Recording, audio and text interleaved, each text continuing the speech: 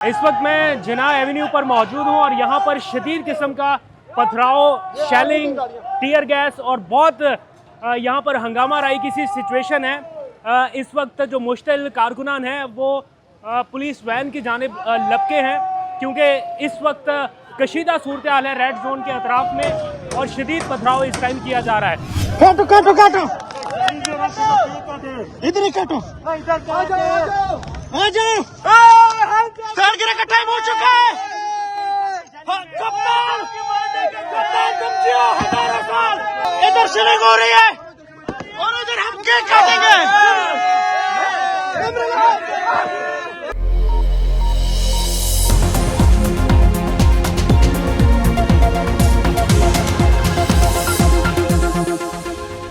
बिस्मिल्लाहिर्रहमानिर्रहीम, अस्सलाम वालेकुम। पाकिस्तान और दुनिया भर में देखने और सुनने वालों को अब्दुल कादिर का सलाम। बैक ब्रेकिंग डे अभी ख़त्म नहीं हुआ, नाइट में तब्दील हो गया और ये रात भी अभी चलने वाली है। थोड़ा आंसू गैस, थोड़ा शेलिंग, थोड़ा टीयर गैस खा के ही सीधा स्टूडियो में वापस आ रहा हूँ, इसलिए आवाज़ में थोड़ा सा मसला रहेगा बिकॉज़ बहुत बुरी हालत हो गई अभी कुछ देर पहले। तो कैसी कौम है, कैसे लोग हैं, मतलब मैं ये सोच रहा हूँ कि अभी ट्विटर के ऊपर और हर जगह सोशल मीडिया के ऊपर हैप्पी बर्थडे इमरान खान शुरू हो गया। 5 अक्टूबर है, इमरान खान की बर्थडे है, तो आप लोग भी विश कर सकते हैं इमरान खान को। मैं अभी डी चौक के करीब से होके आया, जो मंजर अभी इस टाइम वहाँ पे है, मतलब मैं बिल्कुल ठीक आपको बता रहा हूँ, कोई एग्जैजरेट नहीं कर रहा। एक लम्हा भी वहाँ पे खड़ा होना इस टाइम मुश्किल है, महाल है, आप नहीं खड़े हो सकते। इतना मुश्किल है उस टीयर गैस को फेस करना, आंखें जलती, आपका पूरा फेस जलता। और उस टीयर गैस के साए में मैंने देखा नौजवान इमरान खान की सालगिरह का केक काट रहे हैं। मतलब जहाँ पे हमें ये टेंशन पड़ी हुई थी कि अपना मुंह ढांप लें या अपने आप को छुपा लें किसी ऐसी जगह जहाँ टीयर गैस की वो उस चीज़ से थोड़ा दूर रह सकें, वहाँ पे नौजवानों के पास शेल गिर रहे हैं, पड़े गिर रहे हैं, लेकिन वो हैप्पी बर्थडे इमरान खान उनका केक काट रहे हैं जस्ट उनको ट्रिब्यूट पेश करने के लिए, या जो भी उनकी मोहब्बत है, व्हाटएवर जो भी आप इसको कह सकते हैं। ये ज़रा मनाजर देखिए, फिर वापस आइए, आपको कुछ और विजुअल्स भी दिखाता हूँ जो अभी रिकॉर्ड करके लाया, और प्लस काफ़िले की लेटेस्ट अपडेट क्या है, वहाँ पर काफ़िले में मौजूद हमारे जो साथी रिपोर्टर्स हैं उनसे कुछ अपडेट्स लिए वो आपको दिखाता हूँ। लेकिन ज़रा ये विजुअल्स देखिए, देखने से ताल्लुक़ रखते हैं। इमरान खान की सालगिरह का केक लेके ये कारकुनान यहाँ पर पहुँचे हुए हैं। इमरान खान को बर्थडे विश करना चाहते हो? अनसू गेस के अंदर ही हम खान साहब की बर्थडे मनाएंगे और खान साहब को बर्थडे विश करेंगे। 72 ईयर के हो गए, अभी भी हमारे खान साहब बिल्कुल जवान है और डट के खड़े हैं। हम भी इंशाल्लाह डट के खड़े और भरपूर मुजाहिमत करेंगे इंशाल्लाह। तो यहाँ पर अभी सूरत हाल जो है वो इस तरह की नहीं है।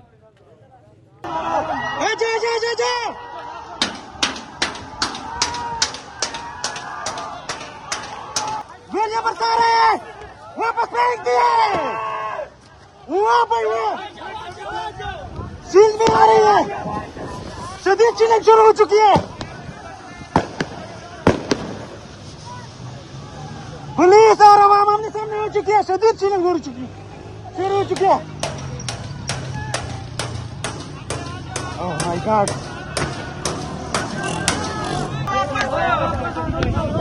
काटो काटो काटो इधर ही काटो, आ जाओ। सालगिरह का टाइम हो चुका है।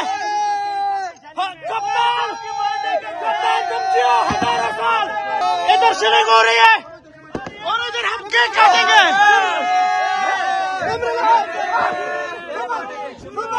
12 बज गए। ओके, खान साहब 72 ईयर के हैं लेकिन अभी भी जवान है। हम भी खड़े हैं, बिस्मिल्लाह।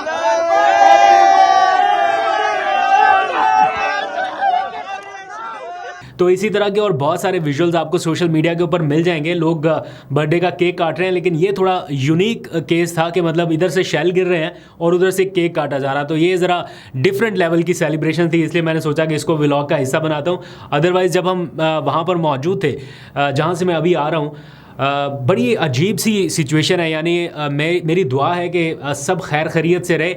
लोग बहुत ज़्यादा जज्बाती हैं और जितनी टीयर गैस उनके ऊपर हो चुकी है, जितनी शिद्दत से हो चुकी है, जितनी इंटेंसिटी से हो चुकी है, ये लोग बहुत नाराज़ हैं, बहुत ज़्यादा एक तरह से जज्बाती हैं। और नौजवान है ना, तो वहाँ से वापस आने को तैयार नहीं है, लौटने को तैयार नहीं है, मुंतशिर होने को तैयार नहीं है। और फिर जो सिचुएशन मैंने देखी, एक पुलिस की गाड़ी वहाँ से गुजरी तो नौजवान जिस तरह से जज्बाती हुए, वो वो विजुअल जो हैं अच्छे नहीं है। मतलब मैं दिल से दुआ करता हूँ कि सब अमन व अमान की सूरत हाल बरकरार रहे, क्योंकि सबके सब यही कह रहे हैं कि पुरअमन तरीके से तो अभी अगर कोई भी ज़रा सा भी ऊंचा नीचा हो गया, कोई मिसहैप हो गया या किसी ने फ़ायदा उठा लिया तो सारा मलबा इन लोगों के ऊपर आ जाएगा, पीटीआई के ऊपर आ जाएगा। तो इसलिए बड़ी ज़रूरत है ना तो किसी और को मुश्तिल होने दें, ना खुद मुश्तिल हो, दूसरों के ऊपर भी नज़र रखें। तो इसलिए आपसे दर्दमंदाना अपील है, रिक्वेस्ट है कि पुरअमन तरीके से ही सारा अपना प्रोटेस्ट जो है वो कीजिए।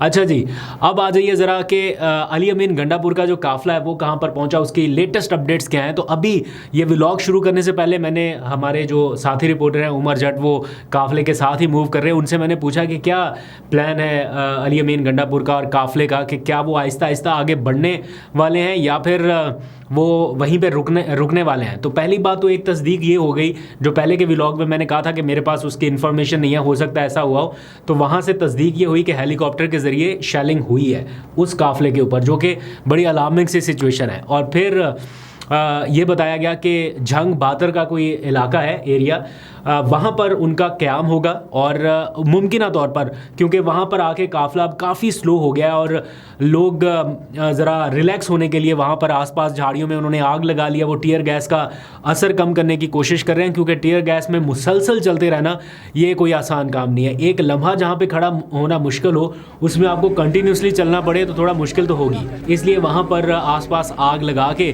तो लोग जो हैं वो अब रिलैक्स हो रहे हैं। और बताया गया है कि वो अपने खाने पीने का सामान, अपने रहने का सामान भी साथ लेके आए। तो बाज़ार ऐसा लग रहा है कि पूरी तैयारी के साथ आए हैं और इसलिए मुमकिन तौर पर आज रात क़याम किया जा सकता है और फिर ऐसा भी पॉसिबल है कि सुबह ये काफ़िले आगे की जाने बढ़े, क्योंकि रात भी हो चुकी है, तारीकी है, तो उसका फ़ायदा कोई भी उठा सकता है।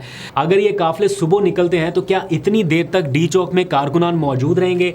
उनके लिए ये सिचुएशन ठीक है कि वो यहाँ पर रहें, शेलिंग खाते रहें इतने टाइम तक? तो मेरा ख्याल है कि फिर कारकुनान को भी डी चौक में उसी वक्त आना चाहिए जब वहाँ से काफ़िले चल पड़े, क्योंकि इतनी देर तक इतनी हैवी शेलिंग को बर्दाश्त करना आसान काम नहीं है। बहरहाल ये कारकुनान का अपना फ़ैसला है।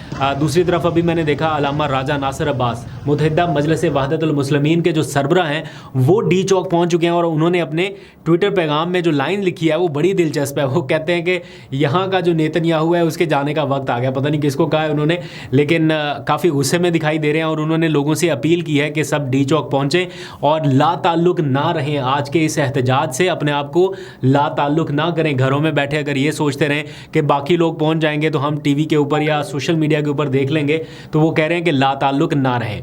अच्छा, एक क्वेश्चन पिछले व्लॉग में हमने थोड़ा सा उठाया था कि बहुत सारे लोग मंजर आम से गायब हैं, ऐसे लोग जो टिकट्स लेने के लिए आगे आगे होते हैं और इस टाइम वो मंजर आम पे नहीं नज़र आ रहे। तो मेरी किसी ने तवज्जो इस मामले की तरफ दिलाई है और जो कि किसी हद तक ठीक भी है कि बहुत सारे अरकान असम्बली को मना किया गया है एहतजाज में शिरकत करने से, क्योंकि इस टाइम आर्टिकल 63A का फ़ैसला आ चुका। तो सारे के सारे जो हैं वो इस टाइम उस सिचुएशन से गुजर रहे हैं कि अगर पकड़े गए, अगर किसी के ऊपर हाथ पड़ गया तो फिर मुश्किल सूरत हाल हो जाएगी। तो कोई भी ये नहीं चाहता कि वो पार्टी पॉलिसी के अगेंस्ट जाके वोट करे या आइनी तरमीम के लिए उसको किसी सिचुएशन में वोट देना पड़े। इसलिए बहुत सारे मुंतखब अरकान असम्बली जो हैं, अरकान कौमी असम्बली, वो इस एहतजाज से मंजर आम पे नहीं आएंगे, मतलब मंजर आम से गायब रहेंगे। उनकी जगह बाकी लोग जो हैं वो लीड करेंगे और इसीलिए सारा जो बोझ है या सारी जिम्मेदारी जो है वो अली अमीन गंडापुर को उठानी पड़ रही है। एक तो इमरान खान नहीं है, ऊपर से क्राउड पुलर जो MNAs थे वो भी नहीं है। फॉर एग्जाम्पल अगर शेर अफजल मरवत की तबीयत बेहतर होती तो हो सकता है उन्हें भी मना किया जाता कि वो चूँकि MNA हैं तो वो भी एहतजाज में शिरकत ना करें। इसी तरह बाकी और बहुत सारे लोग जिनकी तस्वीरें सोशल मीडिया के ऊपर मैं देख रहा हूँ वो इस वजह से इस एहतजाज में शिरकत नहीं कर रहे। आरिफ अलवी ने कुछ देर पहले एक वीडियो बयान जारी किया और उन्होंने भी कारकुनान से ये अपील की है कि ज़्यादा से ज़्यादा तादाद में डी चौक जाएँ और अपनी स्पेस को मजबूत करें और उसका कंट्रोल हासिल किए रखें। साथ ही लाहौर का भी चूँकि कल एक मार्का आने जा रहा है तो लाहौर के लोगों से भी उन्होंने कहा है कि लाहौर में बड़ी तादाद में निकलें। मेरा अपना ज़ाती ख्याल ये है कि अगर डी चौक की कॉल थी तो फिर लाहौर की बजाय सिर्फ फोकस इसी के ऊपर होना चाहिए था, ताकि लाहौर से भी अगर लोग आना चाहते या कोई काफ़िला आना चाहता तो वो आ सकता। अगर कल लाहौर में मीनार पाकिस्तान पे भी करना है तो फिर अटेंशन शायद थोड़ी डाइवर्ट रहेगी लोगों की।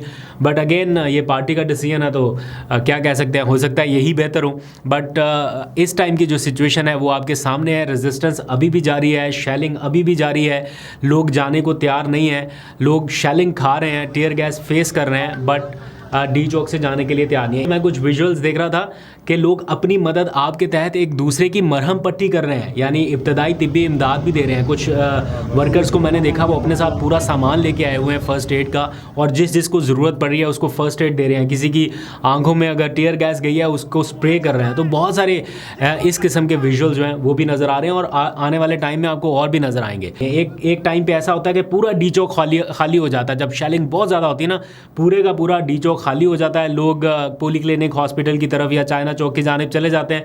फिर जब पुलिस वाले थोड़ा थक जाते हैं, रिलैक्स होते हैं, तो फिर ये लोग काफ़िलों की शक्ल में आने लगते हैं। तो ये आंख मचोली का सिलसिला जो है वो वक्फे से जारी है। मोहसिन नकवी जो है वो कंट्रोल रूम का जायज़ा लेने के लिए पहुंच रहे हैं। बार बार वो देख रहे हैं कि क्या सिचुएशन है, उन्हें अपडेट किया जा रहा है। आईजी पुलिस जो है वो भी राउंड पे राउंड लगा रहे हैं। पाक फ़ौज को तलब कर लिया गया है इस्लामाबाद में आर्टिकल 245 के तहत, आपको पता है। फिर ये भी बताया जा रहा है कि जनाब खैबर पख्तूनख्वा में भी फ़ौज का गश्त जो है वो इस टाइम जारी है, और पीछे भी कोई गवर्नर राज की बातें हो रही हैं, कोई डिफरेंट किस्म की।